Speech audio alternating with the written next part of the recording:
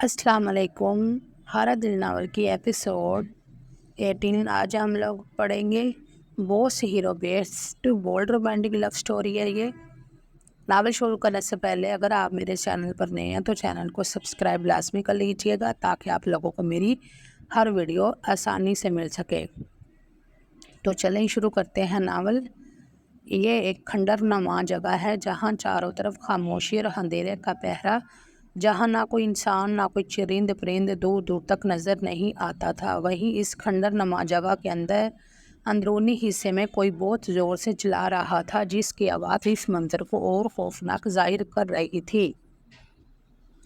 फिर अचानक इस खामोशी में किसी गाड़ी की आवाज़ का खलल पैदा होता है। वो गाड़ी एक झटके से खंडर के बाहरी हिस्से में रुकती है और गाड़ी का दरवाज़ा खोलकर इसमें से कोई 5 फुट 6 इंच का शख्स निकलता है, जिसने जीन्स की पैंट के ऊपर डार्क ब्लू कलर की हुडी पहनी हुई थी, जबकि चेहरा भी इसमें छुपा हुआ था।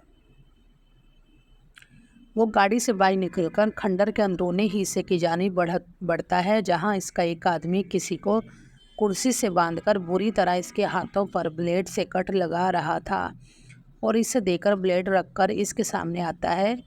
बॉस, आप यहाँ क्यों आए? मुझे बुला लेते। असद इसे देखकर कहता है, तुम तो आ जाते, मगर मैं यहाँ इस शख्स को अपनी आंखों के सामने तड़पता देखना चाहता हूँ। वो गुस्से से चिल्लाकर कहता है, जिससे कुर्सी पर बैठा इंसान डर से किपकिपाने लग गया। शहरयार इस शख्स को किपकिपाता देखकर अपनी मतलूबा टेबल पर आया, जहाँ कई तरह के औजार पड़े थे, जिसमें से वो टेबल पर पड़े ब्लेड, चाकू और कटरी प्लास को उठाकर कुर्सी से बंधे शख्स की जानिब आया। मेरी हूर को छुएगा? तुम्हारी हिम्मत कैसे हुई मेरी हूर को छूने की? जानता नहीं है तू शहरयार अफंदी को? मोहब्बत है वो शहरयार अफंदी की, और तूने इसकी आंखों में आंसू लाया।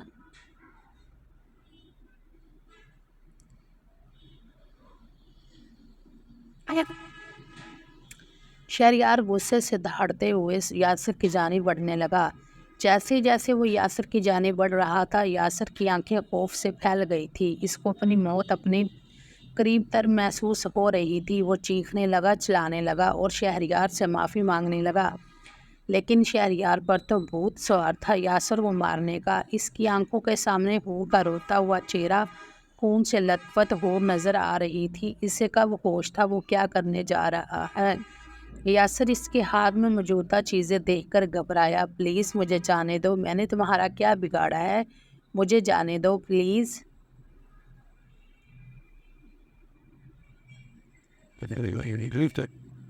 तूने मेरा कुछ नहीं बिगाड़ा, लेकिन तूने मेरी हूर को जो खून के आंसू रुलाया है ना, आज मैं तुम्हारे जिस्म के टुकड़े टुकड़े करके इसका हिसाब लूँगा। शहरयार पुरसरार मुस्कुराहट संग यासर से बोला। यासर गिड़गिड़ाता अपनी ज़िंदगी की भीख मांगने लगा। बकवास बंद करो अपनी, तुम अच्छे से जानते हो कि तुमने क्या किया है और क्या नहीं। वो इसे देखकर गुस्से से दहाड़ा और अपने हाथ में मौजूद प्लास से इसके हाथों की उंगलियों के नाखून खींचकर निकालने लगा।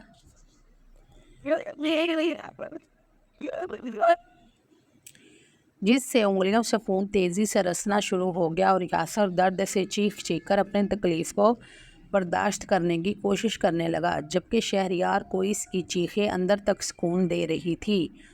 शहरयार इसकी सारी उंगलियों के नाखून निकालने के बाद प्लास टेबल पर रखता है और एक बार फिर चाकू हाथ में लेकर इसकी तरफ बढ़ा और इसके हाथों पर कट लगाकर चाकू रखता ब्लेड से इसके जिस्म पर कट लगाकर इसकी गर्दन पर फेर गया, जिसकी वजह से कुर्सी से बंधा यासर, जो पहले ही आधा मरा हो चुका था, अब के सांसें थम चुकी थी।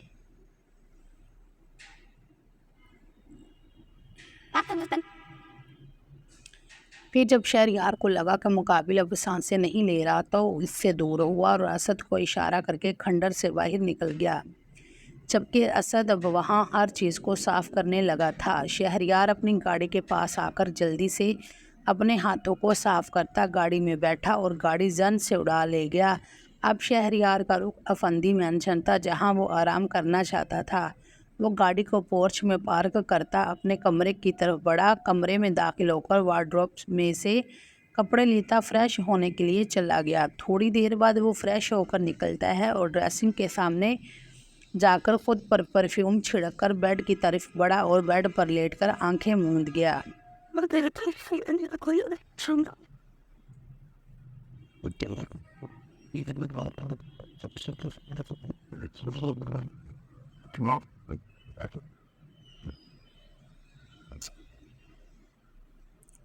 کیوں بلایا ہے؟ وہ شخص بلیک ہوڈی پہنے، آنکھوں پر بلیک چشمہ لگائے، منہ پر اس نے ماسک لگا رکھا تھا۔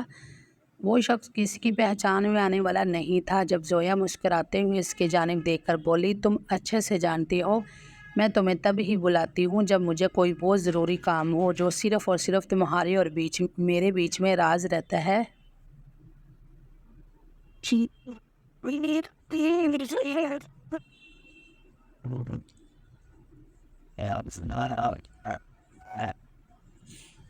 ہاں تو وہی پوچھ رہا ہوں نا، کیوں بلایا ہے؟ سامنے والا اپنا چشمہ اتارتے تائے ہوئے لہجے میں پوچھتا ہے۔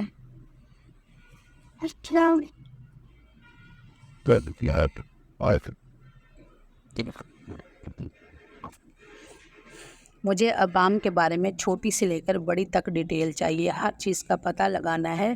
وہ کیا کرتا ہے، کہاں جاتا ہے، کس وقت کس کے ساتھ ہوتا ہے، کس وقت کیا کرتا ہے۔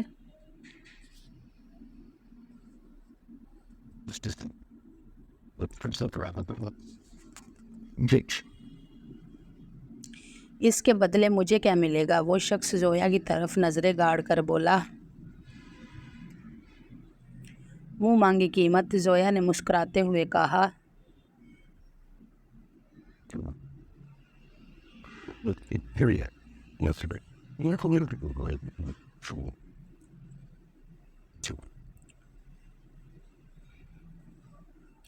زوئی تم اچھے سے جانتی ہو مجھے پیسوں میں دلچسپی نہیں ہے، اور میں پھر یہ بھی جانتی ہوں کہ تمہیں کس چیز میں دلچسپی ہے، اور تم اچھے سے جانتی ہو کہ وہ تمہیں نہیں مل سکتی۔ کیوں نہیں مل سکتی زوئی؟ تم جانتی ہو نا میں نے تمہیں بچپن سے چاہا ہے، تم میری کزن ہی نہیں میری پہلی اور آخری محبت ہو۔ تم کیسے اس مڈل کلاس عوام کے چنگل میں پھنس گئی؟ تمہیں میرا پیار نظر نہیں آیا؟ وہ شخص بے بسی سے بول رہا تھا۔ زویا کے پاس اس کے سوالوں کا جواب نہیں تھا۔ وہ نظریں چرانے لگی۔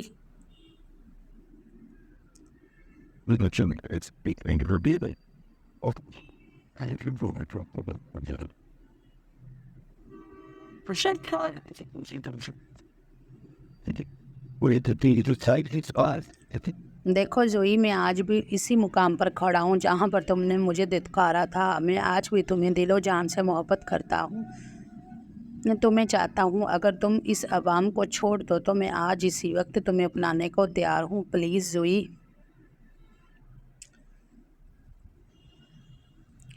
تمہیں جو کام میں نے بولا ہے تم وہ کرو، ورنہ میں کسی اور سے بھی یہ کام بول سکتی ہوں، اور تم بھی یہ بات اچھے سے جانتے ہو۔ پیسوں کے لیے آج کل کوئی کچھ بھی کرنے کو تیار ہو سکتا ہے، اور خاص کر تب جب پیسے اس کی مرضی کے مطابق اسے مل رہے ہوں۔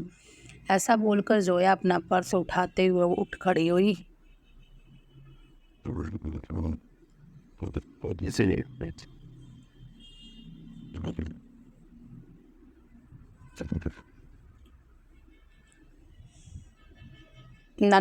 نہیں زوئی، تم بیٹھ جاؤ، تم تو غصہ کرنے لگی میری بات کا۔ ٹھیک ہے، تم جیسا چاہتی ہو بالکل ویسا ہوگا۔ 3 دن بعد تمہیں اس عوام کی ساری ڈیٹیل مل جائے گی۔ تمہارے لیے تو جان بھی حاضر ہے، اور پھر یہ سب پتہ کرنا تو بہت معمولی سا کام ہے۔ وہ شخص اپنا چشمہ اٹھاتے ہوئے وہاں سے نکل گیا، اور زویا پیچھے دور تک اس کو جاتا دیکھتی رہی۔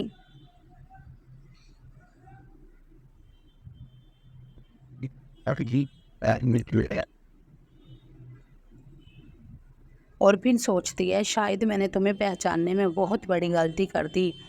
اگر اس دن میں نے تمہیں نہ دھتکارا ہوتا تو آج یوں میں کسی چیٹر کے ساتھ زندگی نہ گزار رہی ہوتی۔ لیکن ابھی بھی کچھ نہیں بگڑا، ابھی بھی سب کچھ ٹھیک ہو سکتا ہے۔ آج میں زویا ملک وعدہ کرتی ہوں اپنے آپ سے، اگر مجھے پتہ چلا عوام مجھے چیٹ کر رہا ہے تو اس کو تو میں چھوڑوں گی نہیں، لیکن تمہیں تمہاری محبت ضرور ملے گی۔ میری محبت تو مجھے نہ مل سکی، لیکن تمہاری محبت تمہیں مل کر رہے گی۔ وہ دور جاتے شخص کو مخاطب کر کے دل ہی دل میں بولی، ویٹر کو اشارہ کرتی ہے اور کھانے کا آرڈر دینے لگی۔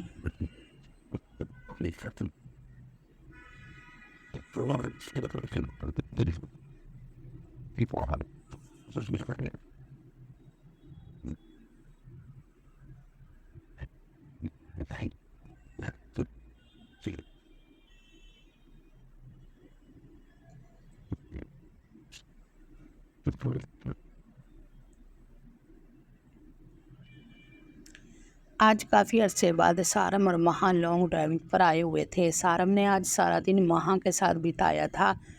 پہلے اسے شاپنگ پر لے کر گیا، اس کی من پسند چیزیں لے کر دی، بیبی کی شاپنگ کی، اور اس کے بعد ان دونوں نے دوپہر کا لنچ بھی وہیں ہوٹل میں کیا، اور اب ان کا رخ ساحل سمندر جانے کا تھا۔ موسم تبدیل ہو رہا تھا اور آج کل موسم بہت ہی رومانٹک سا بنا ہوا تھا، جس کے چلتے سارم نے بھی ساحل سمندر کا رخ کیا اور مہا کو بھی یہ پلان کافی پسند آیا تھا۔ دوپہر کے سائے تقریباً ڈھل چکے تھے جب وہ سمندر پر پہنچے۔ سارم نے اپنی گاڑی سمندر سے کچھ فاصلے پر ہی پارک کر دی تھی اور وہ وہاں گاڑی پارک کرنے کے بعد مہا کی جانب کا دروازہ کھولتا ہے اور اس کے سامنے اپنا ہاتھ پھیلاتا ہے۔ مہا نظریں اٹھا کر سارم کی چوڑی ہتھیلی کو دیکھتی ہے اور پھر مسکراتے ہوئے اس پر اپنا نازک ہاتھ رکھ دیتی ہے، جسے سارم افندی مضبوطی سے تھام لیتا ہے اور پھر اس کو گاڑی سے نکلنے میں مدد دیتا ہے۔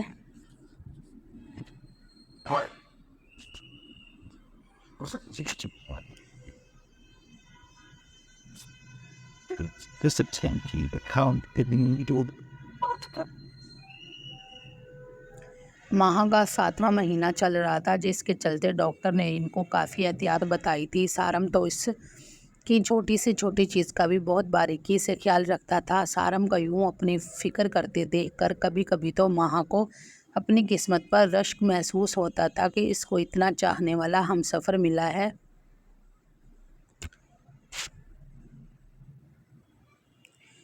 لیکن یہ بھی سچ ہے، عورت چاہے تو اپنے ہمسفر کو اپنے آگے پیچھے پھرنے پر مجبور کر سکتی ہے، لیکن اگر عورت چاہے تو وہی مرد سے کوسوں دور بھاگتا ہے۔ یہ تو عورت پر ڈیپینڈ کرتا ہے کہ وہ اپنے پیار اور محبت سے اس کا دل جیتتی ہے یا اپنے ایٹیٹیوڈ اور نخرے میں اپنی محبت بھری زندگی کو داؤ پہ لگاتی ہے۔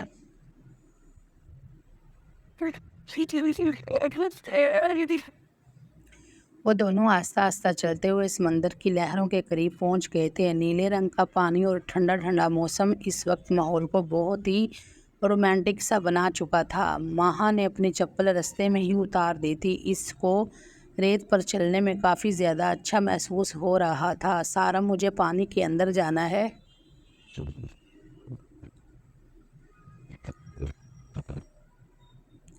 نہیں مہا ڈارلنگ، تمہاری حالت ایسی نہیں ہے، پانی کے اندر جاؤ تم پلیز۔ سارم، آپ بھی چلیں نا میرے ساتھ۔ مہا منہ بسورے بچوں کے جیسے ضد کرنے لگی، اور ایسے کیسے ہو سکتا تھا کہ سارم کی مہا کچھ بولے اور سارم وہ پورا نہ کرے۔ وہ مسکراتا ہوا اس کا ہاتھ مضبوطی سے پکڑے اس کو اپنے ساتھ لیے پانی میں چلنے لگا۔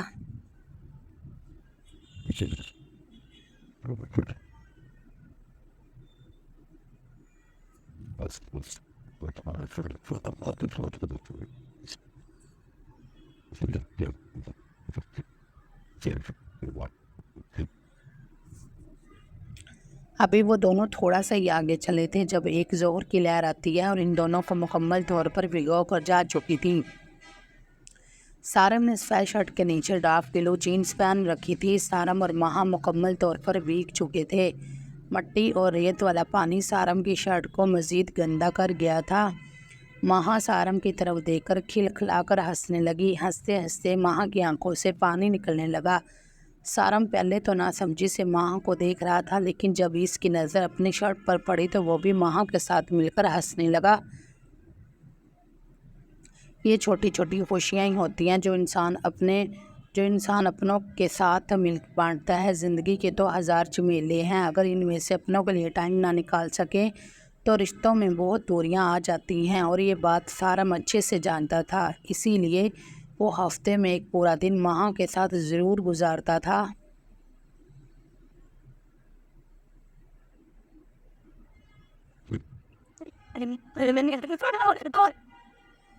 تاکہ اس کی چھوٹی سی ہیپی سی فیملی ہمیشہ ایک ساتھ خوش ہنستے مسکراتے رہے۔ اکثر ان کا فیملی ڈنر بھی باہر ہی ہوتا تھا، جس میں زیادہ تر آرم افندی اور شہریار افندی بھی لازمی شامل ہوتے تھے۔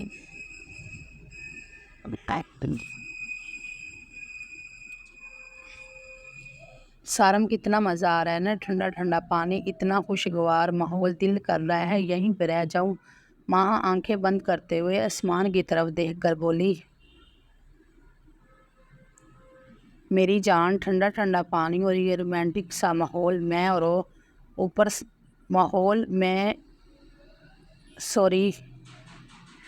میری جان، ٹھنڈا ٹھنڈا پانی اور یہ رومانٹک سا ماحول میں اوپر سے اتنا پیارا موسم، بہک بھی سکتا ہے یہ دل نادان۔ سارم ماہا کے کان میں سرگوشی کرتے ہوئے بولا، بس کرے سارم، کسی جگہ تو اپنا رومانٹک موڈ آف کر لیا کرے۔ ماہا سارم کی طرف گور کر دیکھتے ہوئے بولی۔ ماہا کی بات سن کر سارم افندی کا زندگی سے بھرپور قہقہ ساحل سمندر پر گونجا تھا۔ آس پاس چلتے لوگ حیرت سے ان کی طرف دیکھنے لگے۔ ماہا تو لوگوں کو یوں اپنی طرف دیکھ کر شرمندہ سی ہو گئی تھی۔ جب اس کو کوئی جائے پناہ نہ ملی تو وہ سارم کی باہوں میں چھپ کر اپنی شرمندگی کو ظاہر کرنے لگی۔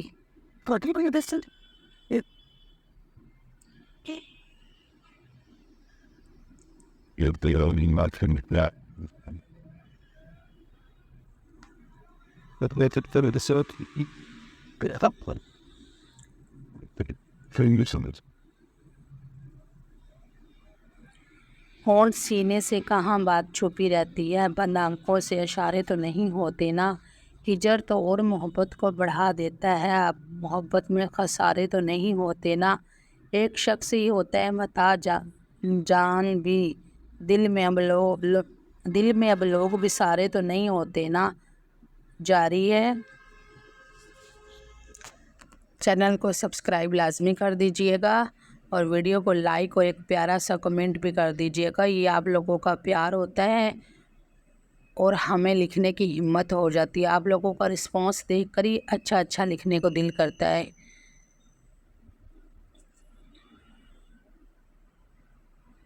بہت جلد آپ لوگوں کو ایک رومانٹک سی ایپیسوڈ میں ملے گی، کافی میسیج آ رہے ہیں رومانٹک ایپیسوڈ کے، تو انشاءاللہ ایپیسوڈ جو 20 ہوگی نا وہ رومانٹک بولڈ ایپیسوڈ ہوگی، تو اپنا بہت سارا خیال رکھیے گا۔ ملتے ہیں نیکسٹ ایپیسوڈ میں، تب تک کے لیے اللہ حافظ۔